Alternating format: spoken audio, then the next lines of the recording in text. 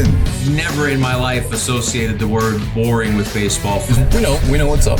Me? Yeah. Famous? Yeah. And I'm like giddy over there smiling like, we're about to win this shit. Did everyone give you crap? Give me a good host story. I'm not picking it up. We both love the game. We talk about it every day. Can't get enough baseball. Having some popcorn, you're fooling around your phone. I'd have to wait in line for 3 hours. Hang on, because it's about to be a wild ride. I'm standing on the field after Game 7, and I'm interviewing somebody. And I start to say something to him, and then that person, that player, who just happens to be a world champ now for the second straight time, says, "There's nobody I'd rather be talking to than Rob Bradford right now." I said, "You know what? I made it."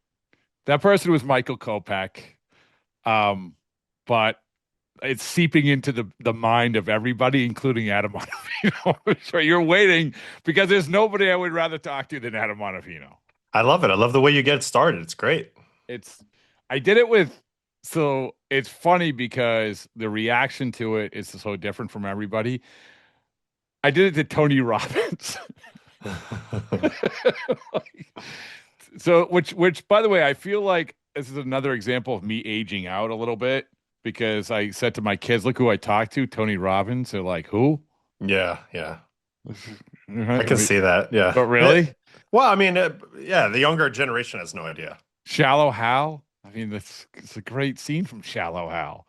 Anyway, it brought a smile to Tony Robbins' face, maybe the preeminent life coach in the history of the world. So maybe he'll steal it. I don't know, but I feel like I'm onto something. Oh, anyway, Adam Ottavino, baseball and coffee. The reason I know this is because he's wearing a hat. It's a nice hat. Everyone go buy the hat. Tell everyone where you can get the hat. We can't get it right now because we're sold out, but we're restocking. No, it's okay. Like when Tom Hanks said that A Damn Near Perfect Game was his favorite book, we ran out too. But we said you can still get them. They're on their way. Yeah, they're on their way. Baseballandcoffee.com or off my YouTube page. So you'll find it. If you want it bad enough, you'll find it. Stupid Google. All right. Well, thank you for jumping on here. Of course. It's you had a good time. We were just talking a little bit about going to the World Series. You went to a total of 4 World Series games, correct? 3. Game 1, 3, and 4. Okay. Yeah. Had you ever gone as a fan before?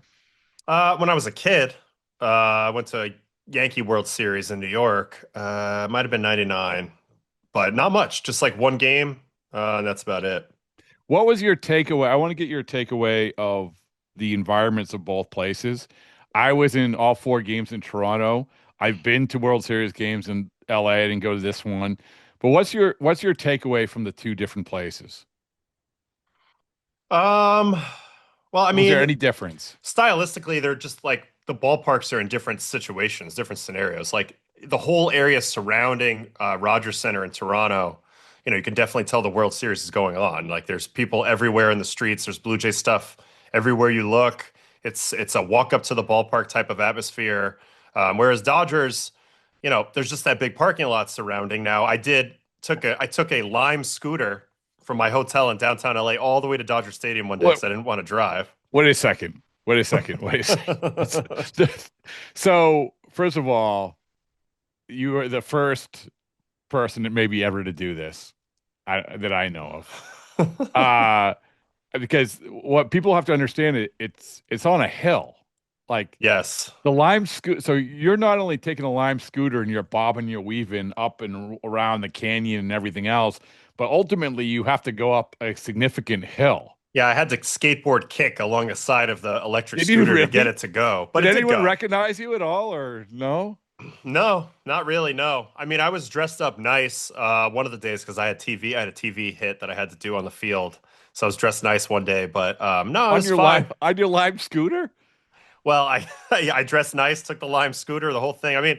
Honestly, it was a great experience. But like I was saying, if you're in downtown LA, you would never know the World Series was going on.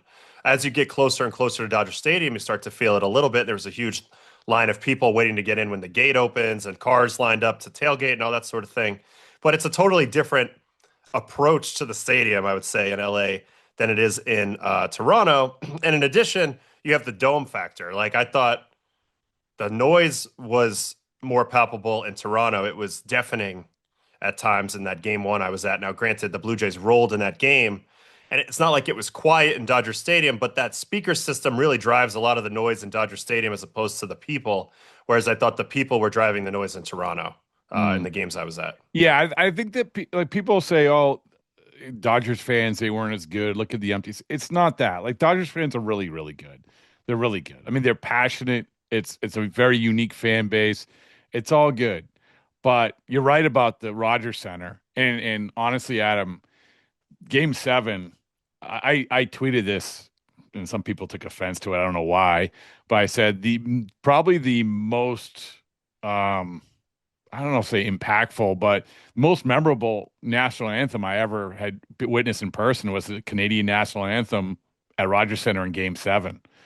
It was, first of all, Saturday. I don't know if you noticed this in games 1 and 2. Saturday is another level because they're pre-gaming all day.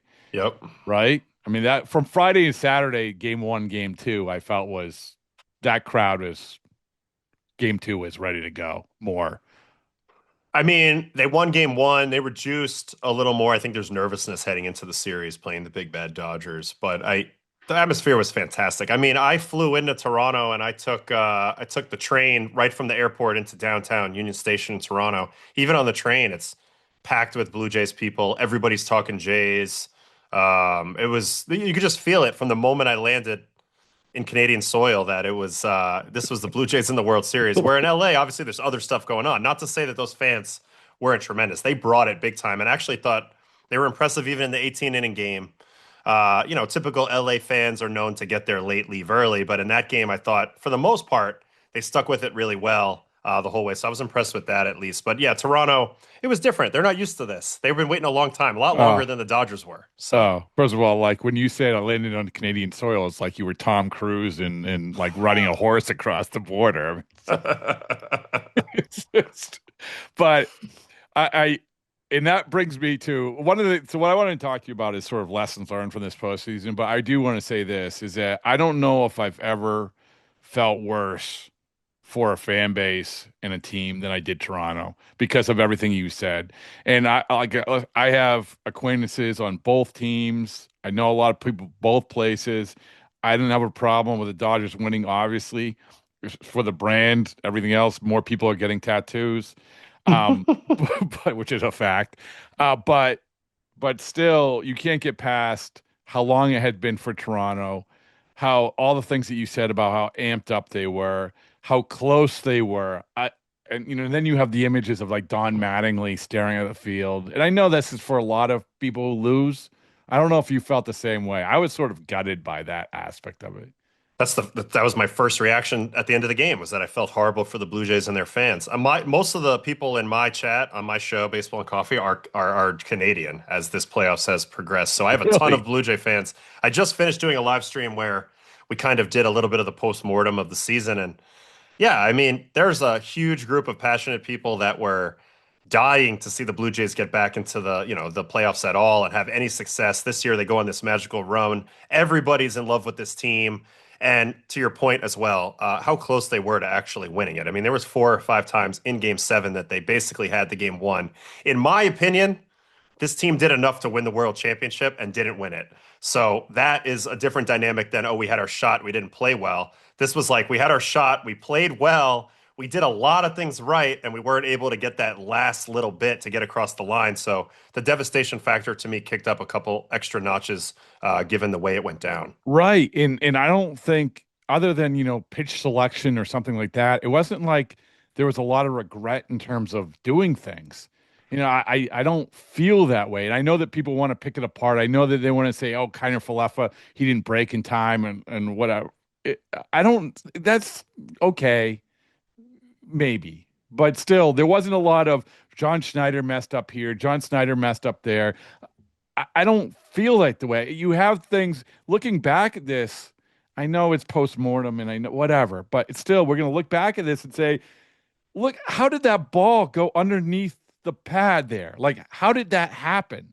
How does all of this happen? Were absolutely as good as the Dodgers. They deserve to win. They were. I mean, this is another thing about it. They were as good as the Dodgers. Anyway, I'm just ranting. I don't know if you have anything. No, I agree. I mentioned on my stream headed into game 6 and 7, the Blue Jays had been the better team, the more impressive team. Unfortunately for them, Yoshinobu Yamamoto exists because he alone was the difference in this series. He got the Dodgers in position to win in game 6. He pitched them out of the hairy situations in game 7. Obviously, there's some stuff that happened there that was bad luck, on the Blue Jays side, but at the same time, it just goes to show you that when you're facing a guy on that type of legendary run, they needed one more thing to go their way and they couldn't quite get it. But I definitely thought they did enough to win the series overall. And it's a shame they don't get the hardware. That's unfortunately the way it goes in baseball. But this is a series that will never sit right with the Blue Jays fans, probably for the rest of time. Was there anything? So I said there wasn't anything they could have done. Is there anything that jumps out to you in your mind that if they did this, it would have been different for the Blue Jays?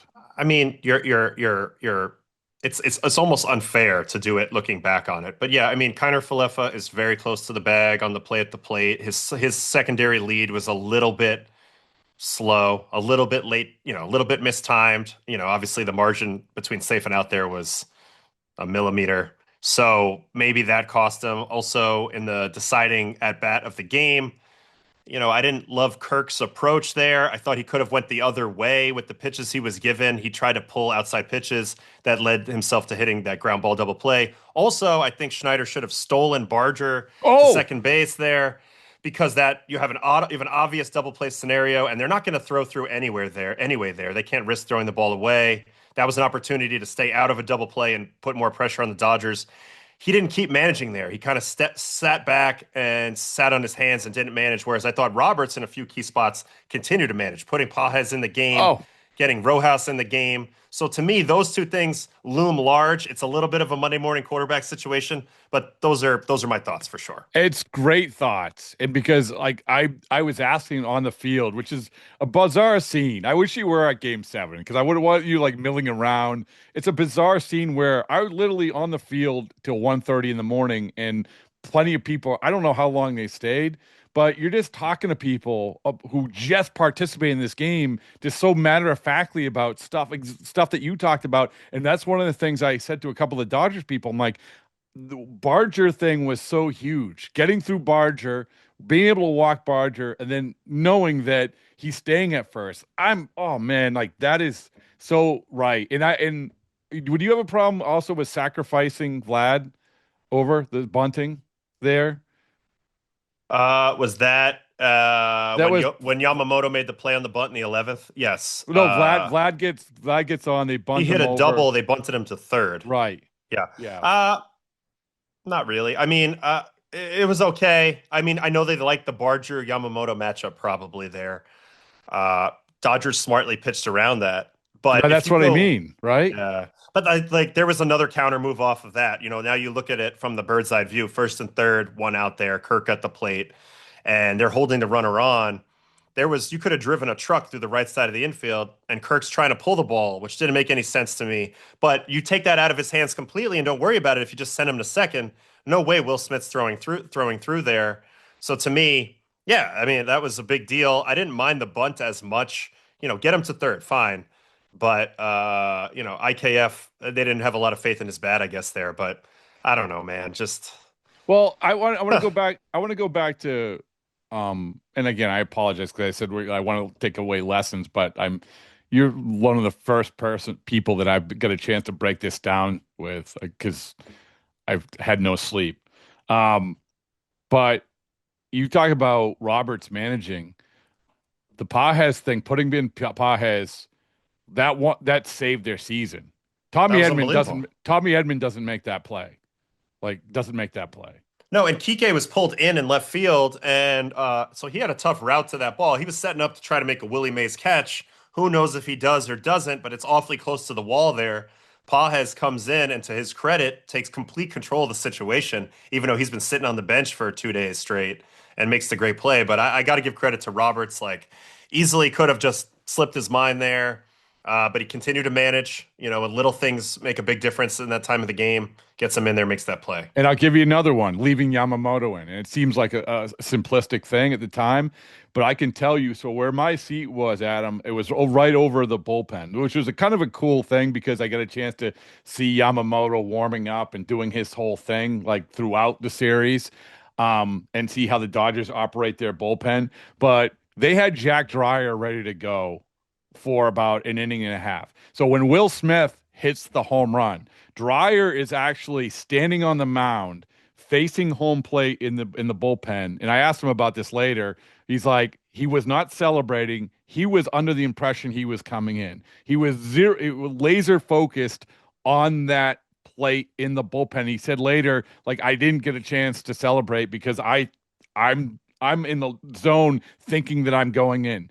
He not only doesn't go in, but then sort of bizarrely to me, he sits down and they get Kershaw up. Yeah, Kershaw was coming in for Varsho, who was next, right? Right. If, and and so I know matchups and everything, but like Dreyer's a lefty and Kershaw's a lefty, but I think the overall point is that they still, like, he rode with Yamamoto. He could have easily said, "Oh no, you've done enough.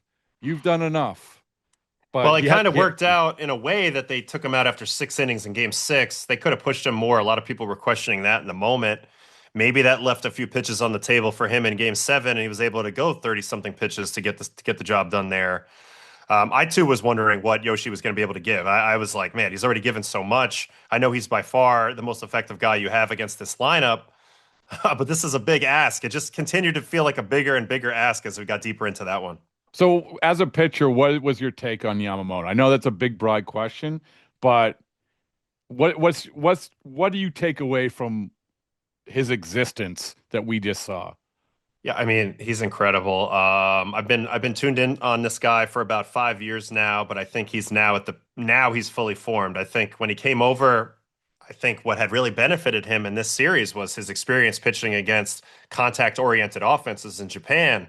Whereas you saw Snell and Glasnow to some extent, and certainly Ohtani struggle a little bit against the Jays lineup with their strikeout or nothing approach. I felt like Yamamoto was able to drift in and out of weak contact mode, be efficient mode into strikeout mode at will. He showed the full breadth of his arsenal. It's actually ridiculous how deep and impressive it is, the command.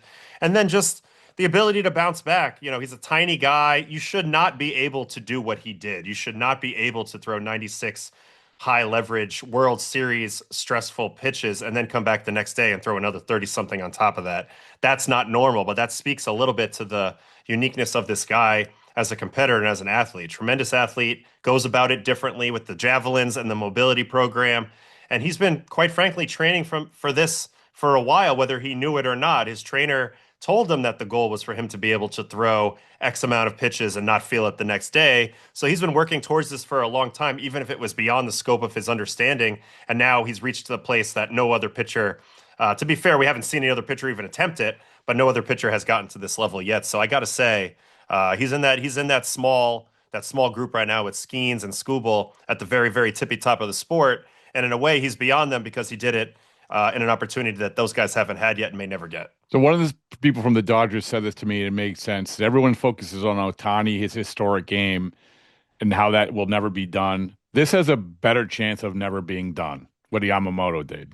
And I can get behind that, right? Yeah, I mean, Bumgarner, but it was like Game 5 and then Game 7, and it was different. It was the Royals who had a below 700 OPS as a lineup. Bumgarner was throwing 91, 92, kind of just bullying through them with what he had, but he had more days. He was more spaced out. It was a different scenario. This was crazy. I mean, you're talking 24 hours later, coming back in with first and third. He comes in with like a first and second no out situation or something in the bottom of the inning and has to pitch from there. So I don't know. It was legendary stuff. Like for me, this guy's unassailable at this point. Unbelievable. So along those lines, people are, as we get into this sort of, okay, what do you learn and what are people going to try to duplicate? Well, people are going to look at pitching coaches, young pitchers, pitching instructors. they're going to try to siphon whatever they can about how Yamamoto does things. I put up a video of him playing lawn toss from center field to the right field line. And one of the things that is noticeable is about basically how meticulous he is with every throw. Like he treats every throw in long toss like he would if he was on a pitcher's mound, which it wasn't just, I'm going to rear back and stretch out my arm. And it got, I don't know, 5,000 likes or whatever it was, because I think people are obsessed with it. Now, what do you think? Do you think that people are going to be like, okay, what can we learn from this guy? Oh, 100%. It's a copycat league. Everything is. So everybody's going to be studying him.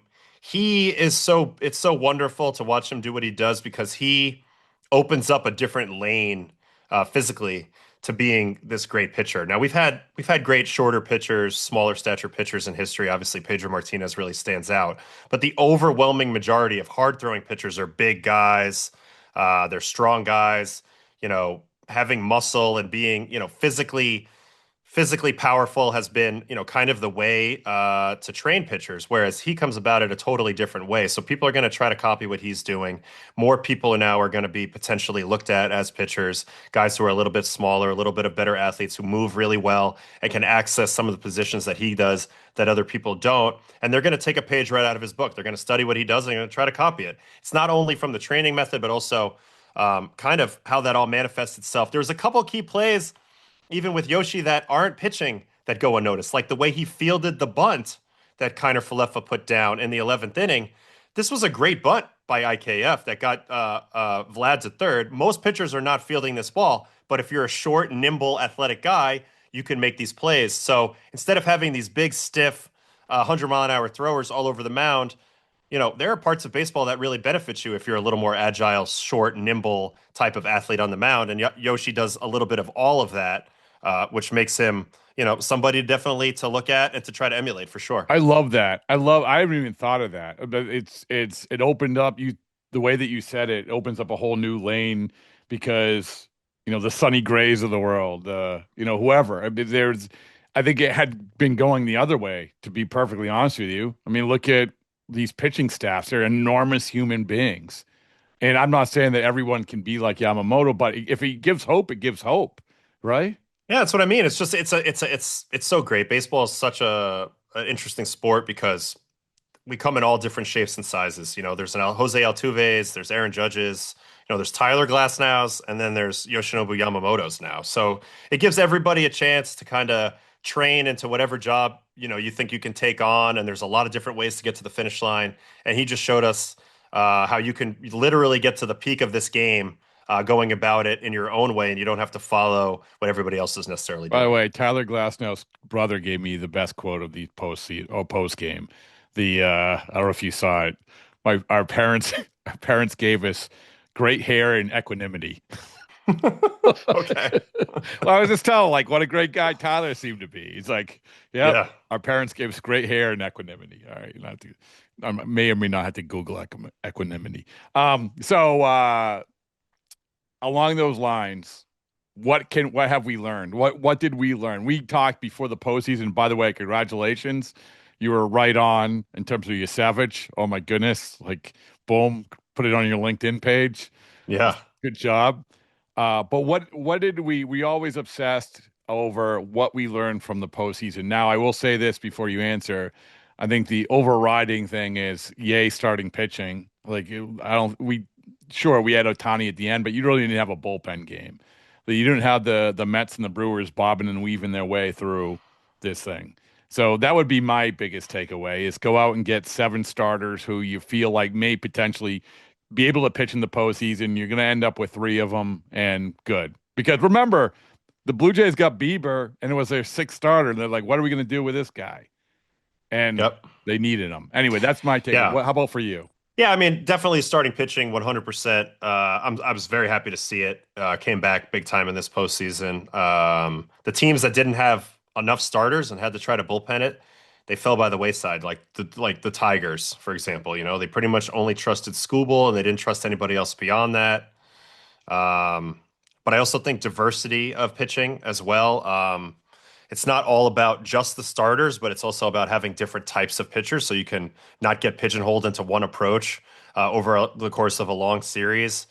Dodgers did a good job with that, actually. I was a little nervous about that heading in, but I thought they did a good enough job. They probably pitched the Blue Jays as well, if not better than the other staffs, whereas I thought Seattle had also very good pitching, but they ended up kind of getting homogenized. Like all of their righties kind of ended up pitching the same style over and over again versus Toronto as it went on. So for me, it's yes, you want to have as many elite starters as you can because you're going to need them. You're going to need at least 1 or 2 games in a 7-game series where the starter's just going to have to take it over and win it by himself.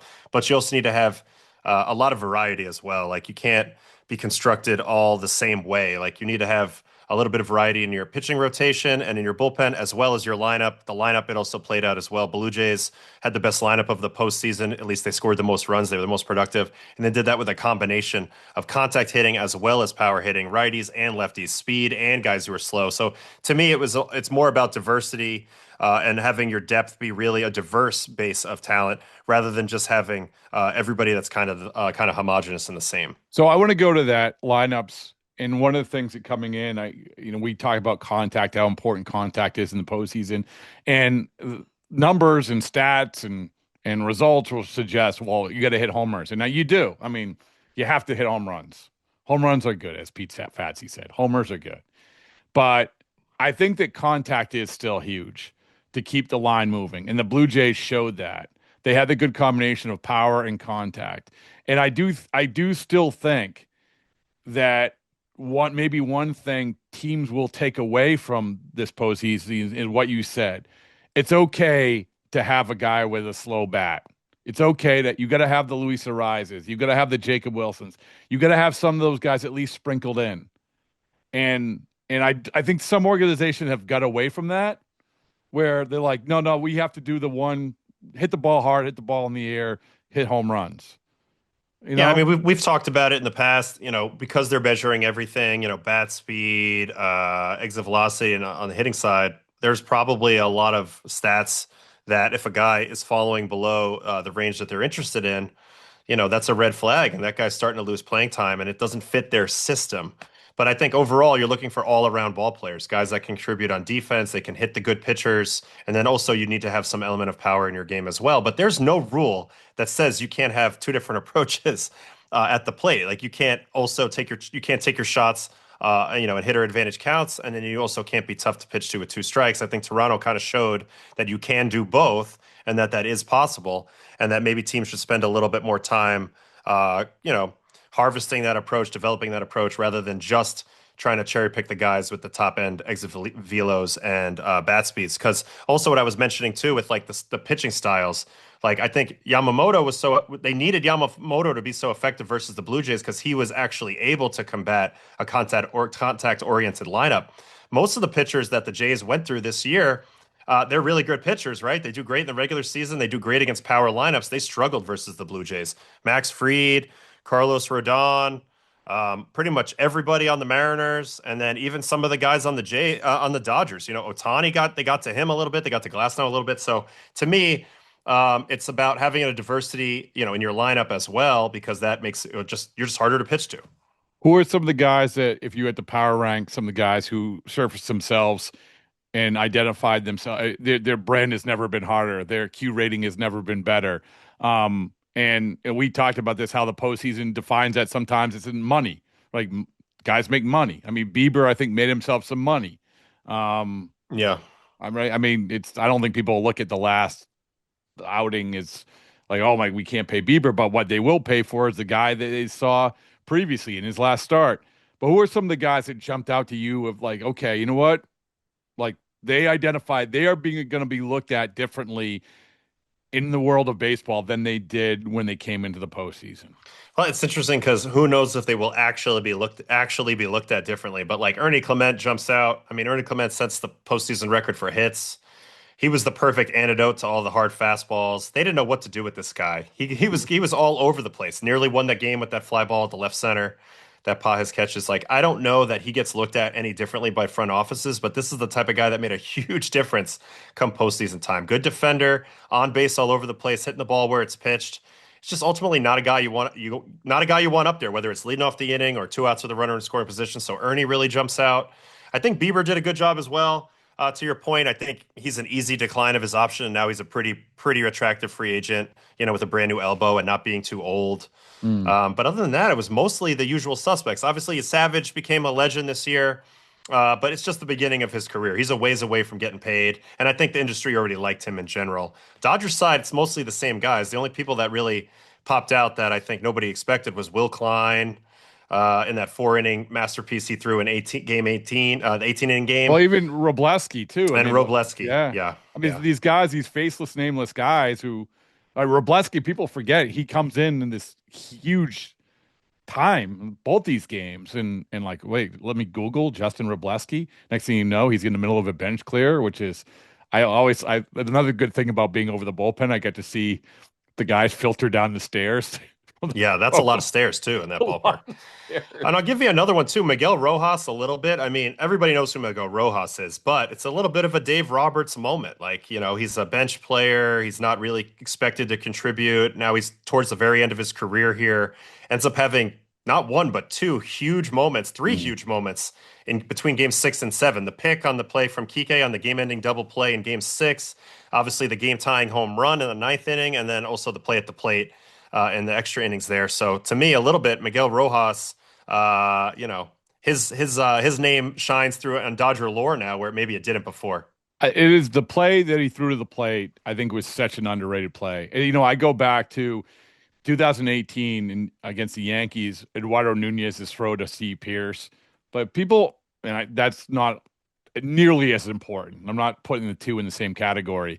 But people don't understand, like, the level of difficulty on that from a Rojas is fighting off the ball and then throwing home and throwing a perfect strike and getting the guy by half a second. Oh, good play. Yeah, that was a beautiful play. He set his feet so well. Oh, so the one guy I would throw in there is Bassett.